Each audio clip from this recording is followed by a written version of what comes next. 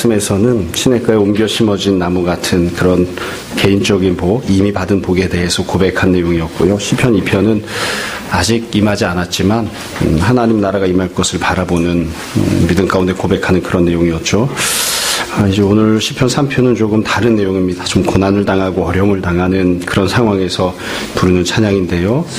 이 1절부터 8절까지 이 내용을 보시면 크게 보면 3개의 내용 단락으로 되어 있습니다.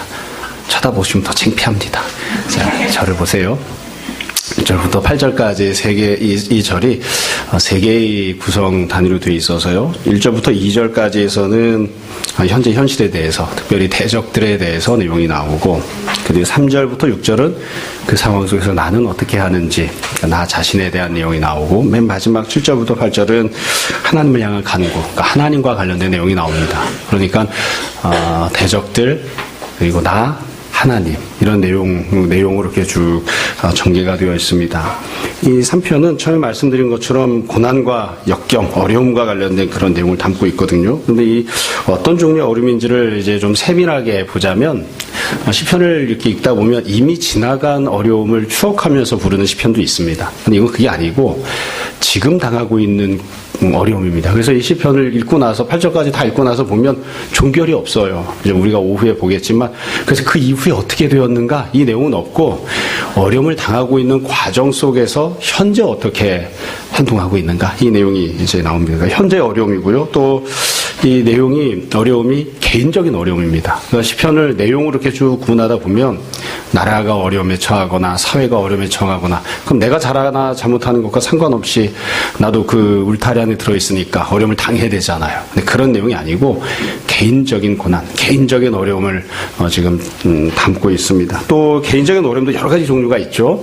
여러분, 우리가 살면서 만나는 어려움들이 어떤 것들인지 쭉 한번 생각해 보세요. 제일 많이 만나는 건 뭐 건강의 문제, 아니면 뭐 자녀의 문제, 아니면 뭐 다른 여러 가지 이렇게 재정적인 문제 있을 수 있는데, 지금 이 시편에서 다루고 있는 건 제목을 보시면 다윗이 그의 아들 압살롬을 피할 때 지은 시 이렇게 돼 있죠. 그러니까 개인적인 어려움 중에서도 특별히 자기가 사랑하는 사람으로부터 배반을 당했기 때문에, 혹은 자기가 많이 정성을 쏟았는데 도리어 그 사람이 나를 원수처럼 여겼기 때문에, 그래서 생겨나는 어려움입니다. 이게 뭐 그냥 감정적인 그런 대응만이 아니라 실제로 나를 잡아주기려고 하는 그런 모습이었기 때문에, 그러니까 배신을 당하는, 그러니까 인간관계에서 생겨난 그런 어려움을 이제 담고 있습니다. 그래서 아주 세밀하게 보자면 이런 종류의 개인적인 어려움을 당한 사람이 이와 같이 시를 통해서 기도하고 찬양을 했다. 우리가 적용할 때도 그렇게 생각하고 또 바라보는 게 기본이겠죠. 그렇지만 설령 이와 똑같지 않다 하더라도 어려움을 당한 사람들은 이 시를 읽으면서 어떤 것이 신앙인의 자세인지, 또 어떤 은혜를 구해야 되는지를 한번 생각해 볼 수 있을 것 같습니다. 어찌 보면 그게 당연해 보이지만 다시 한번 더 생각하고 말씀을 보려고 합니다. 제일 처음에 1절, 2절을 보시면 대적들과 관련된 내용이 나옵니다. 1절을 보시면 여호와여 나의 대적이 어찌 그리 많은지요. 그래서 제일 처음에 나오는 건 대적이 많다 이렇게 나와요.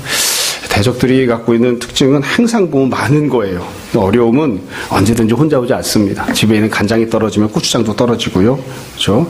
내 용돈이 떨어져서 애들 용돈이라도 좀 집었을까 하고 보면 애들 용돈도 떨어져 있습니다. 그래서 이게 어려움은 한꺼번에 많이 오죠. 많이 같이 옵니다. 그리고 또 많은 대적들이 등장을 해요. 근데 이 대적들이 하는 행동을 두 가지로 지금 1절, 2절에서 표현을 했는데, 1절 중간에 보시면, 1절 끝에 보시면 일어나 나를 치는 자가 많으니이다. 이 많은 사람들이 하는 행동이 있어요. 행동이 뭐냐면 적극적으로 공격을 하는 겁니다.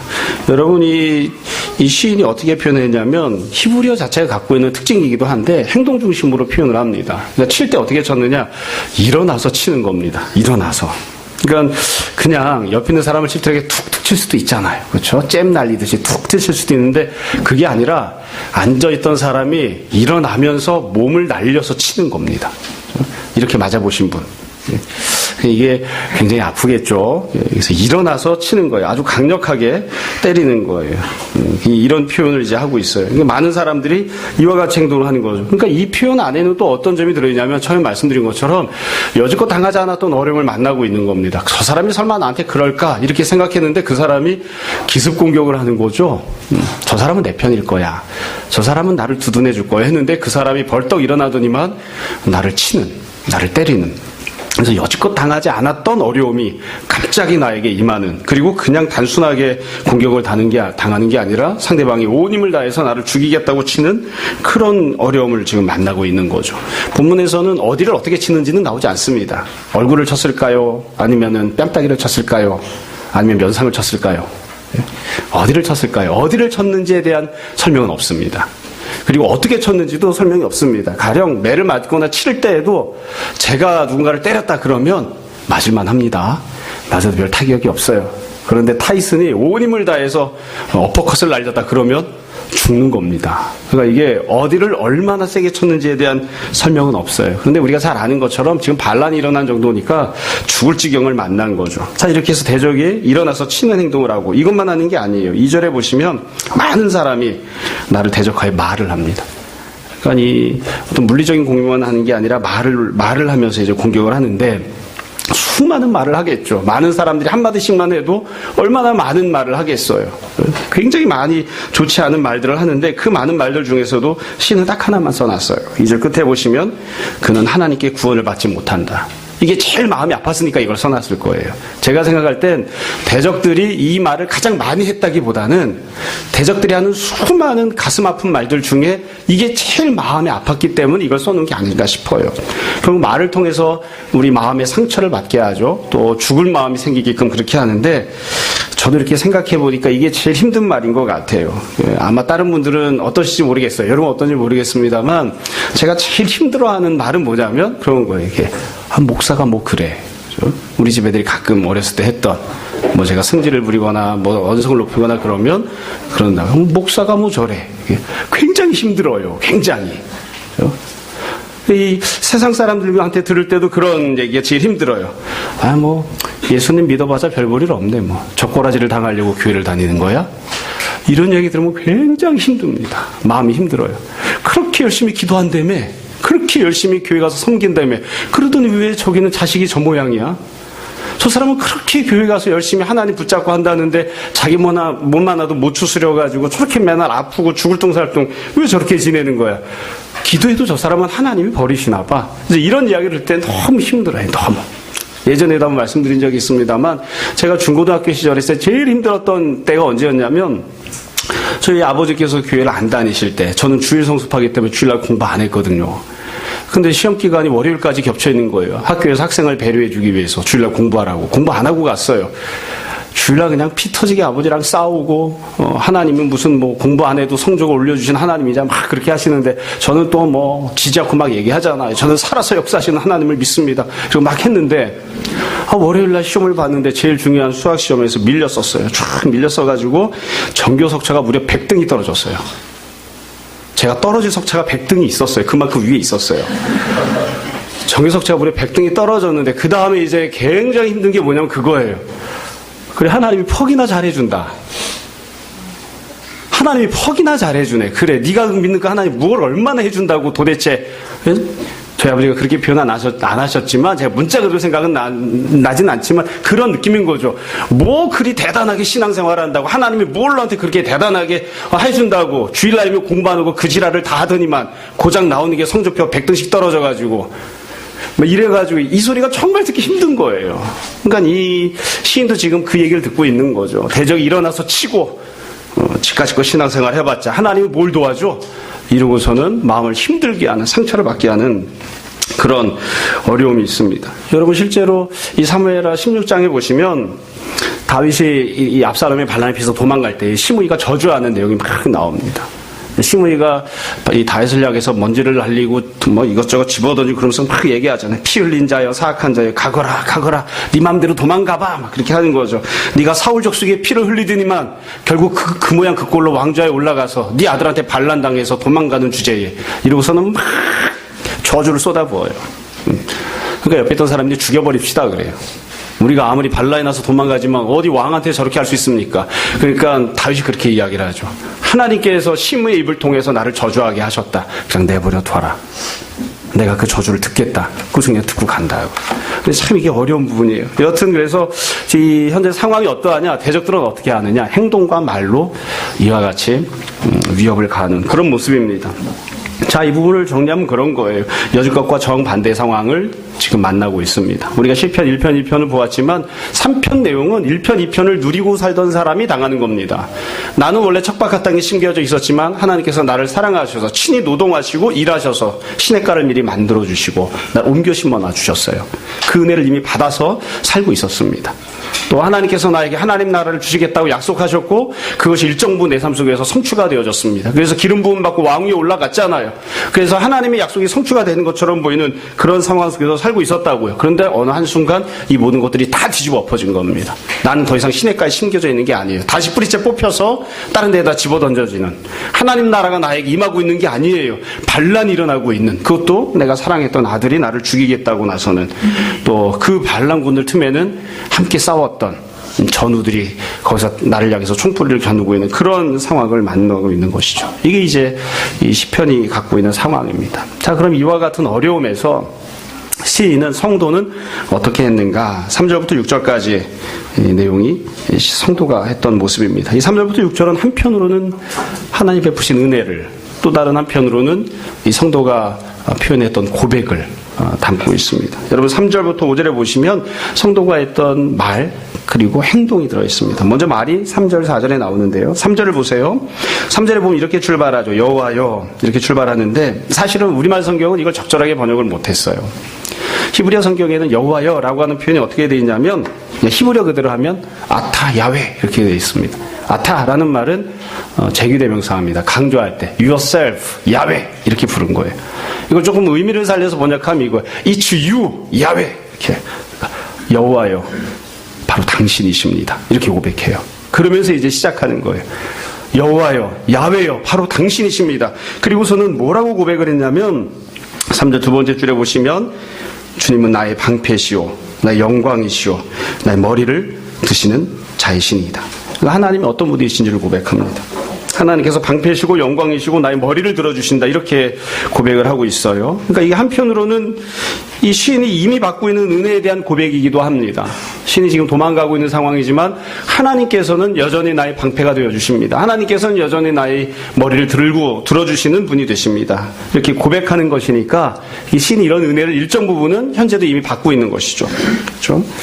또 하나님을 향해서 또 뭐라고 이야기하느냐? 4절에 보면 내가 나의 목소리로 여호와께 부르짖으니 그의 성산에서 응답하시는도다. 이것도 역시 시인이 일정 부분 은혜를 받고 있다는 것을 보여줘요. 하나님께 기도했는데 지금 비록 반란이 일어나서 도망가고 있지만 하나님께서 나에게 응답하십니다, 이렇게 고백을 해요. 그러니까 시인은 반란 때문에 도망가는 그런 신세, 대적들 때문에 목숨이 위험한 신세, 자기 마음이 참 죽을 지경인 그런 형편을 만나고 있지만 이미 일정 부분 은혜를 받고 있어요. 그러니까 하나님이 어떤 분이신지, 하나님이 응답하신 그 은혜를 받고 있습니다. 그런데 우리가 3절 4절을 보면서 은혜를 받고 있다 이런 측면보다 더 깊이 생각해야 될 부분은 역시 이 시인이 믿음을 고백하고 있다는 부분입니다.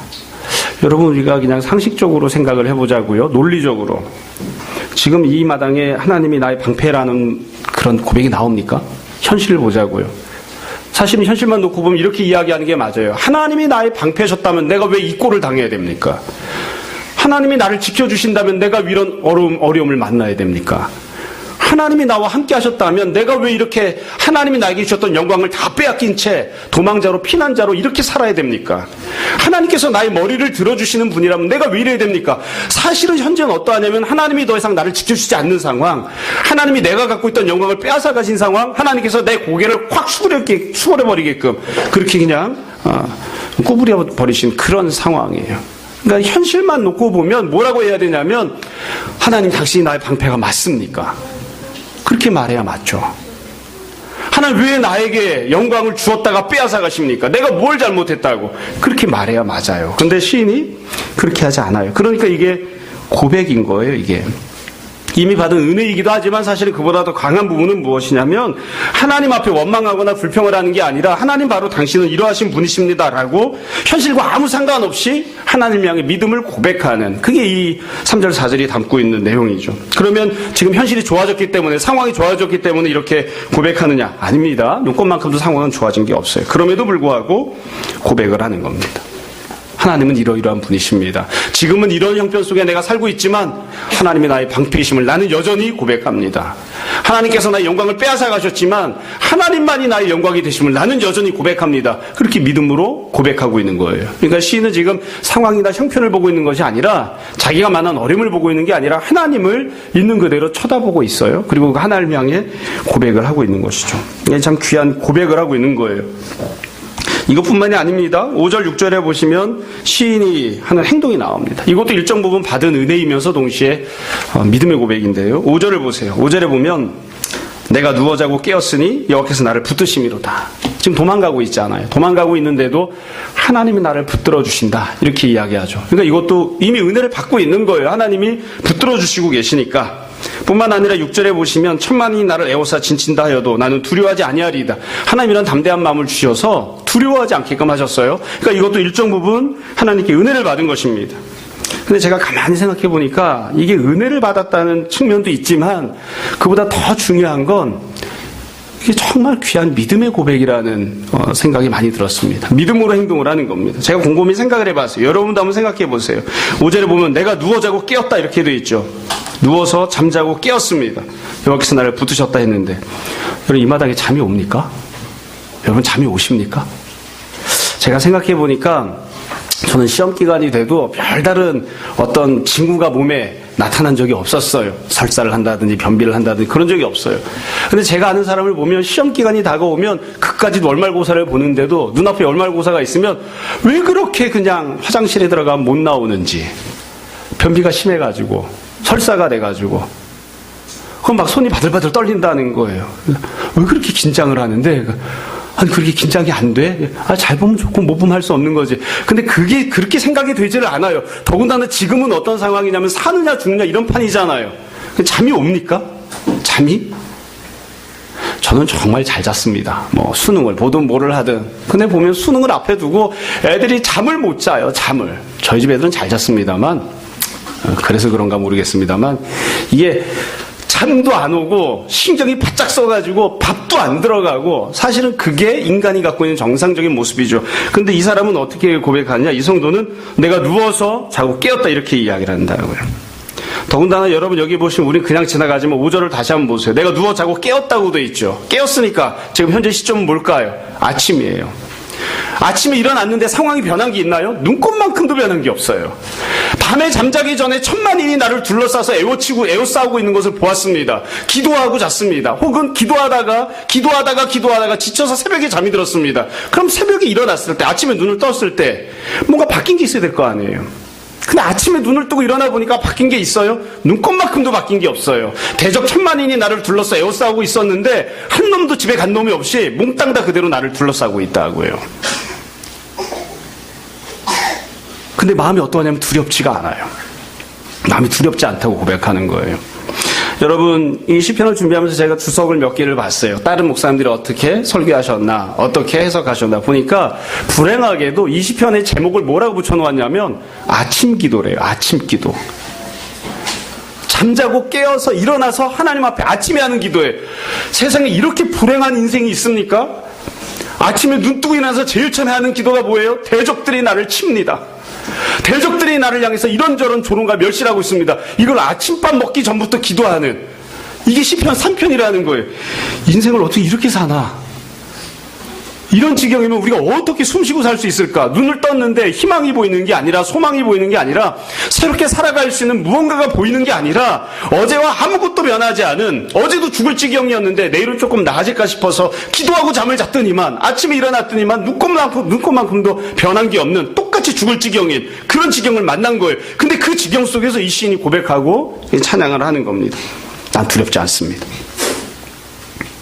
난 두렵지 않습니다. 제 마음 같으면 이걸 빡빡 지워버리고 하나님께서 천만인을 다 물리쳐 주셨기 때문에 주님 감사합니다. 이렇게 쓰고 싶어요. 그런 내용이 나왔으면 좋겠어요. 근데 왜 그런 일은 없느냐고요 도대체. 여러분 아침에 일어나서 이런 기도를 해보셨나요? 이런 기도를. 아침에 일어났는데 주님 휴 하고서는 오늘도 천만인이 나를 둘러싸 나를 죽이려고 합니다. 그렇지만 저는 두렵지 않습니다. 이렇게 기도해 보셨나요?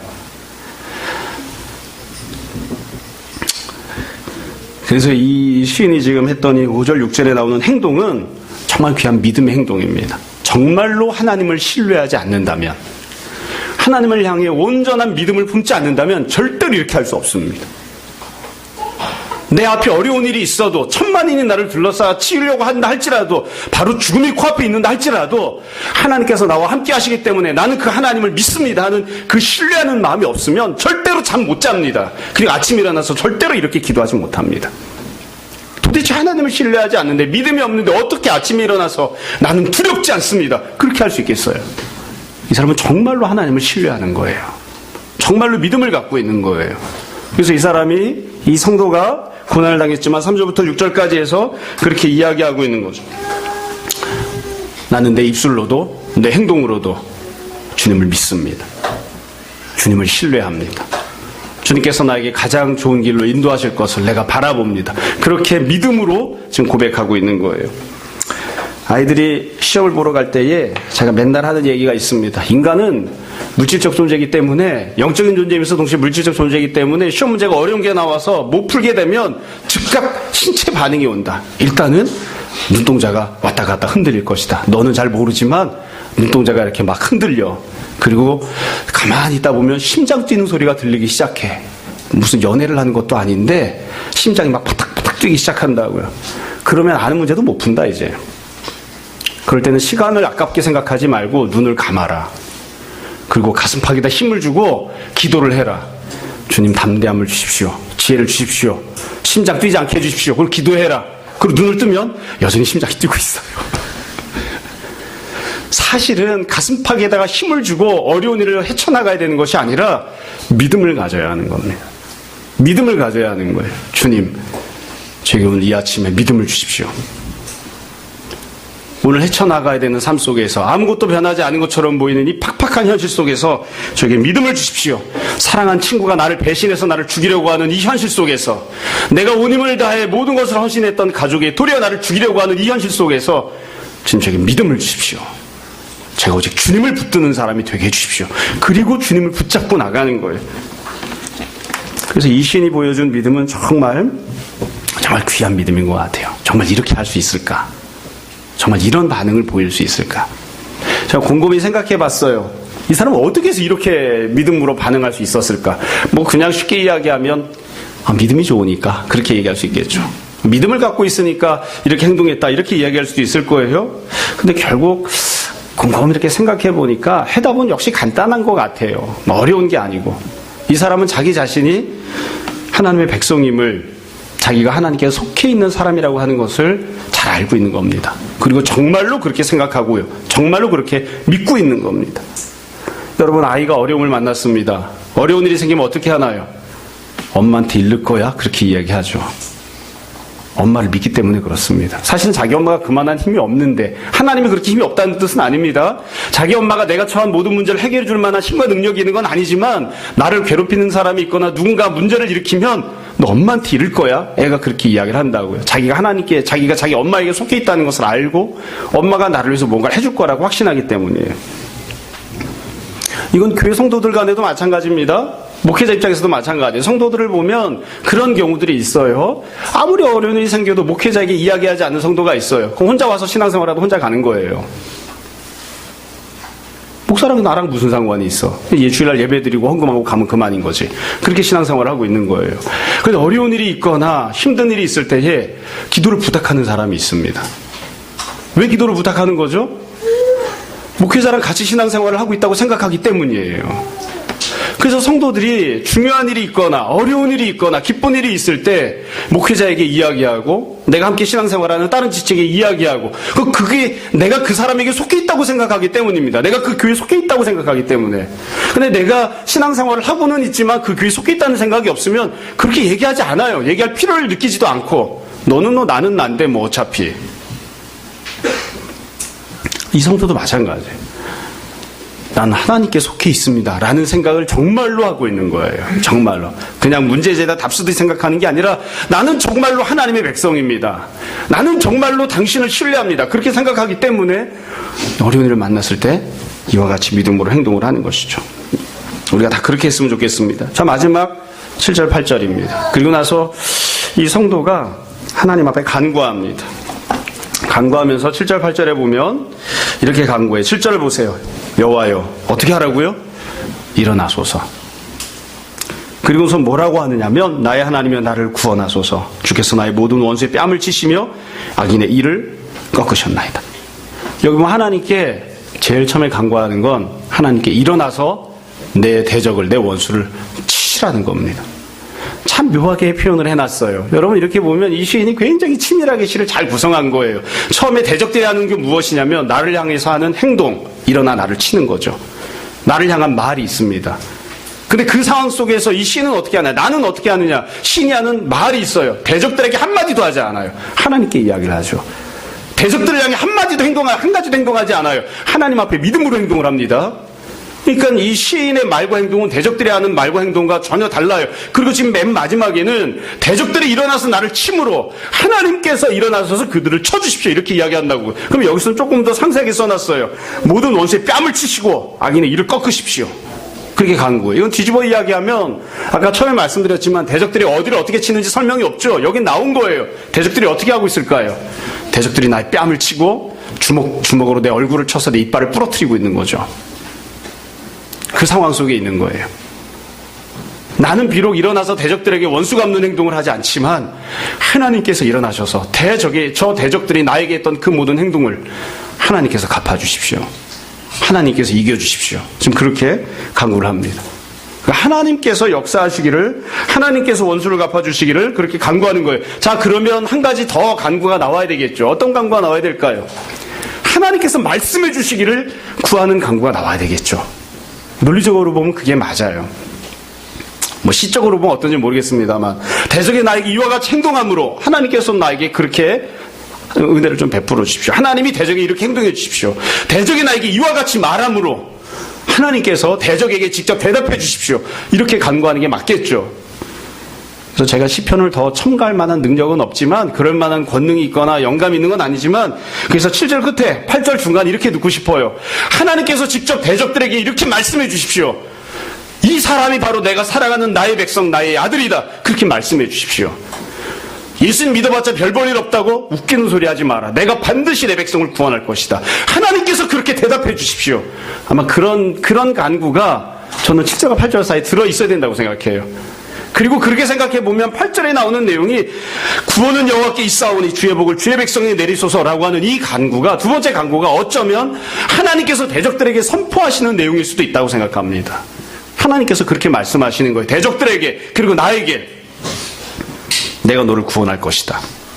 너는 나의 백성이고 너에게 나의 구원을 베풀어 줄 것이다.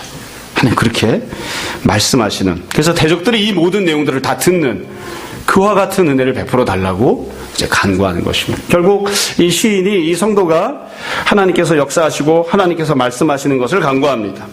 자, 맨 끝에 보면 오늘 제가 설교할 때 늘 설교 제목을 성경 본문에서 잡거든요. 맨 끝에 보면 8절에 이렇게 나와 있습니다. 구원은 여호와께 있사오니 주의 복을 주의 백성에게 내리소서. 제가 곰곰이 생각을 해봤어요. 주의 복을 주의 백성에게 내리소서 했는데 여기서 말하고 있는 주의 백성은 누굴까? 주의 백성은 누굴까요? 이 시인이죠. 고난당한 성도입니다. 동시에 고난당한 성도라고 이야기할 수 있으면서 동시에 그걸 조금 더 이 시편 안으로 이렇게 축약해서 보자면 고난을 당하되 그 고난 속에서 믿음으로 하나님을 신뢰하고 의지하는 사람, 그게 참된 주의 백성입니다. 그럼 주님께서 베푸시는 복은 무엇일까요? 주님께서 베푸시는 복은 이처럼 고난당하되 주님을 신뢰하고 의지하는 그 백성에게 주님께서 친히 일어나시고 역사해 주시고 주님 친히 말씀하시고 대답해 주시는, 그래서 그가 구했던 기도와 그가 처했던 상황에서 건짐을 베풀어 주시는, 그것이 바로 주님이 주시는 복입니다. 이제 말씀을 정리하겠습니다. 내용을 다 알면 그거 자체로 우리가 묵상할 수 있고 또 그 자체가 귀한 메시지가 되는 것 같아요. 이와 관련해서 제가 오후에 조금 더 다른 부분에서 말씀을 더 살펴보겠습니다. 자, 정리를 할게요. 어려운 내용이 아닙니다. 시편 3편에서 이야기하고 있는 이 시인의 고백은, 찬양은, 그리고 여기 담겨져 있는 메시지는 매우 간단합니다. 모든 사람들이 다 알 수 있는 것처럼 고난당한 성도가 어떻게 살아야 하는가, 어떤 태도로 그 삶의 문제를 직시해야 되는가에 대한 내용을 담고 있습니다. 살면서 시편 1편의 은혜를 받았지만, 시편 2편의 은혜를 받았지만, 그래서 기름 부음 받고 왕이 올랐지만 자기가 여지껏 받았던 모든 은혜들이 아무짝에도 쓸데없는, 도무지 아무 은혜도 받지 않은 것처럼 보일 만큼 그런 고난을 성도가 당하기도 합니다. 그런 고난이 없으면 좋겠는데, 그런 어려움이 없으면 좋겠는데 그런 어려움을 당하기도 합니다. 그리고 그때 성도는 어떻게 해야 합니까? 대적들이 어떻게 행동을 하건, 대적들이 무슨 말을 하건, 우리는 하나님을 집중해 바라보는 귀한 믿음을 가져야 됩니다. 세상을 보거나 환경을 보거나 나를 옥죄해 이고 있는 현실을 보는 것이 아니라 주님을 바라보는 믿음의 시선을 가져야 됩니다. 그리고 원수를 향하여, 대적들을 향하여 이야기하는 것이 아니라, 분풀이하는 것이 아니라 하나님께 고백하고 하나님께 기도하고 하나님께서 역사하심을 구하는 그런 모습이 되어야 할 것입니다. 제가 설교 준비하면서 생각해 봤습니다. 나는 이런 고난을 언제 당했는가? 내가 사랑했던 사람이 나를 죽이려고 했던 때가 언제 있었는가? 내가 돌보았던 사람이 도리어 나에게 원수처럼 대한 때는 언제 있었는가? 한번 생각을 해봤어요. 요즘은 그런 일이 없더라고요. 예전에는 그런 일이 한두 번 있었던 것 같아요. 여러분 오해하시지 않도록 말씀드립니다. 남편이 나에게 충분히 잘해주지 않아서 그건 이런 일에 해당하지 않습니다. 내가 갖고 있는 기대치만큼 안 되는 것뿐이지. 한번 생각을 해봤어요. 예전에는 그런 일들이 있었더라고요. 예전에는. 얼마 전에 친구 목사님들과 만나서 이렇게 이야기를 하다 보니까 이게 감사한 일인지 불행한 일인지 모르겠는데, 교회에서 잘 목회하시다가 장로님이나 성도와 다툼이 생겨서 혹은 다른 분란이 있어서 이 교회를 사임하신 두 분 목사님과 이야기를 하게 되었어요. 가장 신뢰했던 장로가, 가장 신뢰했던 성도가, 심지어 교회 오면 목사님 구두를 날마다 닦아주던 성도가 앞장서서 목사를 쫓아내는데 무언가를 하는, 그렇다고 목사님 뭐 특별히 잘못한 게 있는 것도 아니었는데, 그래서 제가 그랬다고요. 너 구두를 신으면 안 돼. 구두를 닦아주는 사람이 그런 일을 하잖아.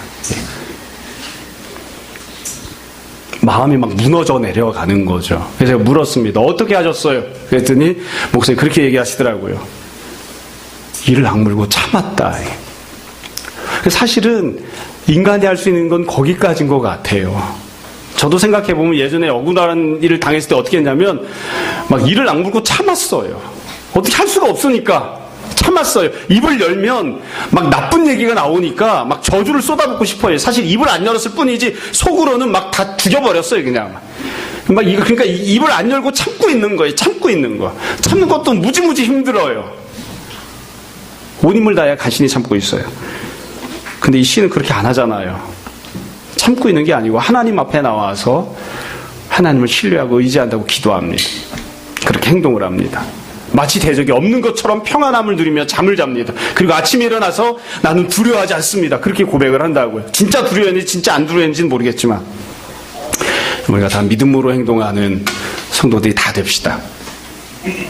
늘 말씀드리는 것처럼 목회자로서 간절히 바라는 것은 성도 여러분들 모두가 다 평생 살면서 이런 어려움을 안 만났으면 좋겠습니다. 그리고 혹시 만나게 되면 주님께 이렇게 행동할 수 있는 믿음을 달라고 기도하시고 또 주님께 인정받는 믿음으로 행동하는 성도가 되어서 나중에 우리가 잘 아는 것처럼 다윗이 비록 시간이 걸렸지만 여러 가지 어려운 과정이 거쳤지만 결국에는 반란이 다 진압이 되고 제자리로 돌아가는 은혜를 누렸던 것처럼 우리들도 믿음으로 어려움들을 이겨내고 주님 앞에 간증하는 그런 귀한 성도들이 다 되었으면 좋겠습니다. 늘 주님 사랑하는 여러분들 되시기를 주님 이름으로 축원합니다. 잠시 기도하겠습니다.